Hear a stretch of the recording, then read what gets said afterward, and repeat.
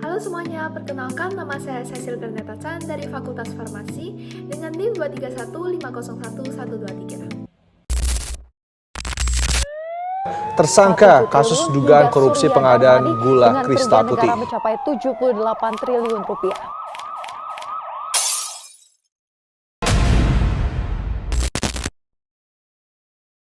Di video ini saya akan membahas mengenai suatu masalah atau isu yang sudah sangat sering terjadi di Indonesia, yaitu KKN. KKN merupakan singkatan dari korupsi, kolusi, dan nepotisme. Korupsi merupakan penyalahgunaan atau penyelewengan uang negara, perusahaan, organisasi, dan sebagainya untuk kepentingan pribadi ataupun kelompok. Sedangkan kolusi merupakan suatu kesepakatan atau persetujuan dengan tujuan melawan hukum atau melakukan suatu tindakan penipuan yang merugikan orang lain. Contohnya adalah tindakan suap menyuap. Dan nepotisme adalah perbuatan atau pengambilan keputusan secara subjektif dengan terlebih dahulu mengangkat atau memberikan jalan dalam bentuk apapun bagi keluarga, kelompok, golongannya untuk suatu kedudukan tertentu. Contohnya, ada seorang manajer mengangkat atau menaikkan jabatan saudaranya terlebih dahulu, bukannya seseorang yang lebih berkualifikasi. Itu merupakan tindakan yang salah dan termasuk nepotisme. Itulah penjelasan singkat mengenai apa itu KKN. Namun, pada kesempatan kali ini saya hanya akan membahas lebih detail mengenai korupsi, terutama bagaimana perspektif agama Buddha terhadap korupsi. Upaya pemberantasan korupsi sudah dilakukan sejak lama dengan menggunakan berbagai cara. Sanksi terhadap pelaku juga sudah diperberat. Namun, hampir setiap hari kita masih saja mendengar atau membaca adanya berita mengenai korupsi. Indonesia melalui UU Nomor 31 Tahun 1999 yang telah diubah dengan UU Nomor 20 Tahun 2001 tentang pemberantasan tindak pidana korupsi telah mengelompokkan korupsi ke dalam 7 jenis utama. Yang pertama adalah kerugian keuangan negara, lalu suap menyuap. Yang ketiga, penggelapan dalam jabatan. Ini tuh dengan sengaja menggelapkan uang atau surat berharga. Selanjutnya adalah pemerasan yang menyalahgunakan kekuasaannya seperti memaksa seseorang memberikan sesuatu, membayar atau menerima pembayaran dengan potongan, atau untuk mengerjakan sesuatu bagi dirinya sendiri. Lalu ada perbuatan curang, benturan kepentingan dalam pengadaan, dan gratifikasi. Ada dua faktor penyebab terjadinya tindakan korupsi. Yang pertama adalah faktor internal. Ini merupakan faktor yang berasal dari dalam diri seseorang sebagai akibat adanya pandangan yang salah atau pemahaman yang salah mengenai korupsi.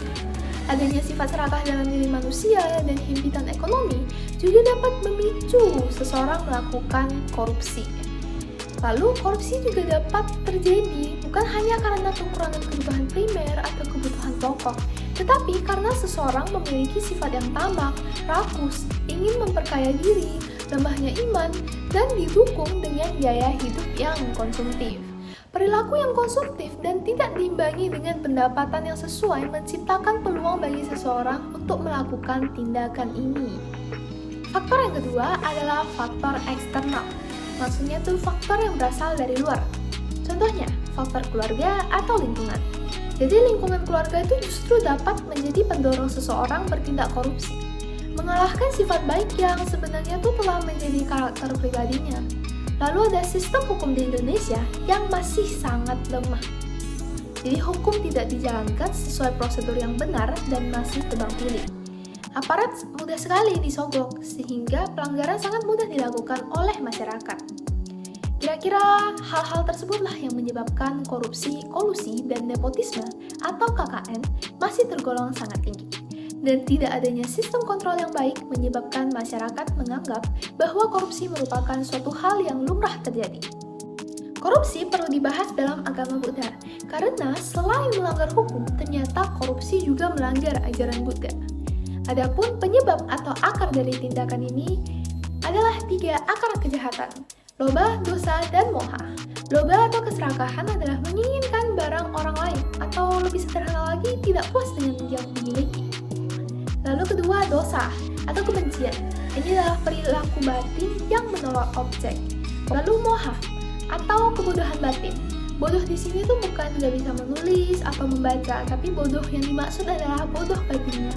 Ia tidak bisa membedakan perbuatan baik yang harus dilakukan dan perbuatan jahat yang semestinya ditinggalkan. Dengan demikian, loba merupakan salah satu penyebab tindakan korupsi yang disertai dengan moha atau kebodohan batin yang menganggap bahwa korupsi merupakan suatu tindakan yang benar.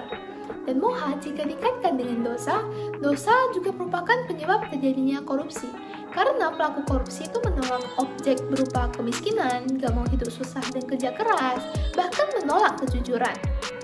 Tindakan korupsi merupakan pelanggaran Pancasila Buddhis, sila kedua yaitu pencurian atau adinadana. Nah, dalam perspektif agama Buddha, pencurian itu dapat terjadi bila memenuhi 5 faktor berikut. Yang pertama adalah suatu barang merupakan milik orang lain, lalu mengetahui bahwa barang itu ada pemiliknya. Yang ketiga, berniat untuk mencurinya dan melakukan usaha untuk mengambilnya, lalu berhasil mengambilnya melalui usaha. Nah, korupsi itu termasuk dalam tindak pencurian karena memenuhi 5 faktor pencurian tersebut. Tindak pencurian ini atau korupsi mendatangkan karma buruk dalam kehidupan saat ini maupun masa yang akan datang, seperti mengakibatkan miskin, dinistai dan dihina, keinginan senantiasa tidak terpenuhi atau tercapai, dan hidup bergantung pada orang lain. Perbuatan manusia diatur dalam hukum karma atau hukum sebab akibat, jadi apa yang dia tabur itulah yang akan dia tuai. Mereka yang tidak melaksanakan Pancasila Buddhis sama artinya tidak menghormati kelahiran mereka sebagai manusia. Karena sila itu merupakan prasyarat yang menyebabkan suatu makhluk terlahir sebagai manusia. Tadi kan saya sudah mengatakan bahwa korupsi itu merupakan suatu perbuatan buruk atau akusala-kama. Jadi untuk menghindari tindakan tersebut, umat Buddha bisa berpegang pada prinsip iri dan otapa.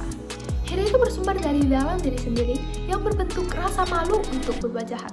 Sedangkan otapa berarti memiliki rasa takut untuk berbuat jahat yang bersumber dari luar diri kita dan lebih dipengaruhi oleh lingkungan sekitar. Jika hiri terbentuk oleh rasa malu, maka otapa terbentuk oleh rasa takut. Hiri dan otapa juga disebut sebagai dhamma pelindung dunia atau lokapala dhamma.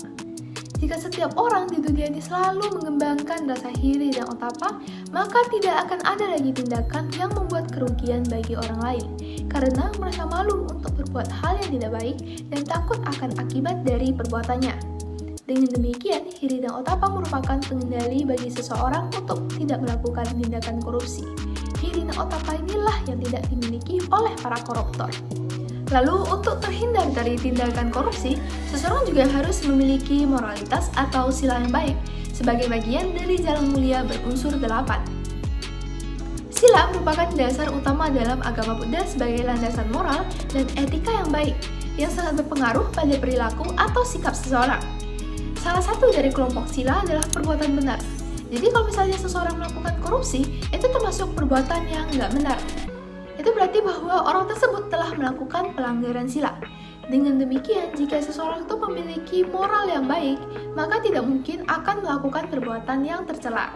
Umat Buddha diharapkan untuk bertindak benar secara moral, tidak melakukan perbuatan yang dapat mencelakakan diri sendiri maupun orang lain. Demikian penjelasan saya mengenai korupsi dalam perspektif agama Buddha. Saya harap video ini dapat bermanfaat. Sekian dan terima kasih. Namo Buddhaya.